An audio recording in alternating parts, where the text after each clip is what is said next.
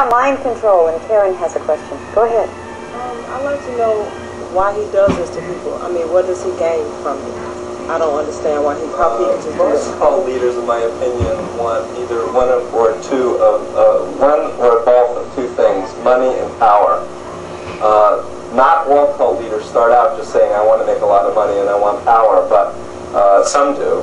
But the majority start with a good belief, wanting to help people, but they become corrupted by the power and corrupted by the money, and it gets worse and worse and worse as time goes on. Is it expensive?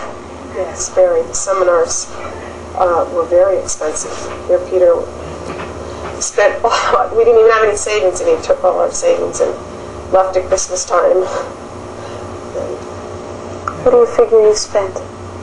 Oh, hundreds of dollars. I donated monthly, as well as ordering tapes and books and video cassettes and everything that was available. I would try to get my hands on. How often would you meditate? Twice a day. And you try to stay in the meditative state all day long, if possible, as long as possible. That's staying in trance. I mean, that's basically what's happening, is people are being trained to be in an altered state of consciousness where Right Master's and his view of reality supersedes their own. I think for a lot of us, it's so difficult to imagine how this gets a hook in you. Oh, if it didn't happen to me, I would never believe it. How did you get hooked in? Because I broke up with my girlfriend. I was 19 years old, and I was approached by 3 attractive women in my college student union, and they asked me over for dinner. And that's how it began. I said, "Are you part of an organization? Is this religious in any way?" And they said, "Oh, no, not at all."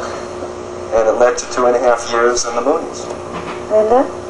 Well, I just began listening to the radio program, and, you know, he tells you you can't get help unless you order these meditation tapes. So I ordered the tapes thinking I was going to get helped, and all I got was hypnotized by them and indoctrinated. And I would keep subjecting myself daily to that hypnosis. When do you think you crossed the line? In terms of going in? Yeah. When it goes from being 3 girls and dinner to 2 years of your life. Oh, well, the next step was an introductory lecture, and that led to a weekend away, which was really a workshop, which was really an intensive indoctrination session that lasted 3 days. And my gut was saying, "Get out of there, get out of there." But I was curious, and there were very intelligent, attractive people with good educational backgrounds from good families there. So I asked myself, well, maybe it's just me that doesn't understand what they're trying to say. Let me just stay, and maybe it'll make sense later. And I was able to get away from the group, and my family said, well, let's talk to the rabbi. Let's talk to the rabbi, coming from a Jewish family. We went to talk to the rabbi. He had never heard of the Moonies or cults or anything. He was useless. And it was really curiosity that made me go back to the next workshop. And at the end of that workshop, I dropped out of school. I quit my job. I donated my bank account. And I was involved with the group for 2.5 years.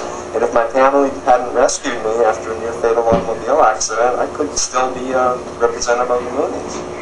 Let's take a phone call. Go ahead. You're on the air. Hi. First of all, I just want to say it sure takes a lot of courage for both of those gals to be there and just explaining their circumstances and what they've been through. And I'm just wondering, to both of them, did they make any threats to you, or are you in any danger for revealing this information? I don't feel any personal danger as far as someone retaliating against me personally. They basically write you off if you stop meditating and stop participating in the organization, that you're just doomed. I really don't feel in any personal danger in any way. Then how about you? No, I would do not. Yeah. Well, Roy Masters has threatened to sue me 4 times, and I've had death threats made in person and over the phone over the last 13 years from a variety of different cult groups. But, you know, truth is greater than lies, and if these groups really delivered what they promised, there wouldn't be any problem. But the fact is that they're hurting people, and when people get hurt, they don't like it, and they want to warn other people to stay away. Bianca has a question. Go ahead. Yeah, do you think that this guy has the potential of, if he has enough followers, to turn into like a Jim Jones, and that kind of, is he that kind of a dangerous person? In my opinion, absolutely. He already believes that he's sinless. I think it's interesting to know, too, that you're just completing a divorce. The out bottom of line, this? that's the reason. No, I wouldn't say he's dangerous. There's the Grants Pass, Oregon is now practically all, this town is being taken over by his followers, but I wouldn't think that he would put people to death, no. Oh no, I'm not saying that he's at the final stages of People's Temple, but remember, Jim Jones was a minister for many years and was ministering to many people for a long time, but power corrupted him, and over time, he lost it further and further and further until it culminated in the jungles of Guyana 10 years ago. Would you say this is the sole reason for your divorce? Yes, it's definitely. We'll take a pause. If you want out, how do you get out? And how do you know it's time to get out? We'll find out in just a minute.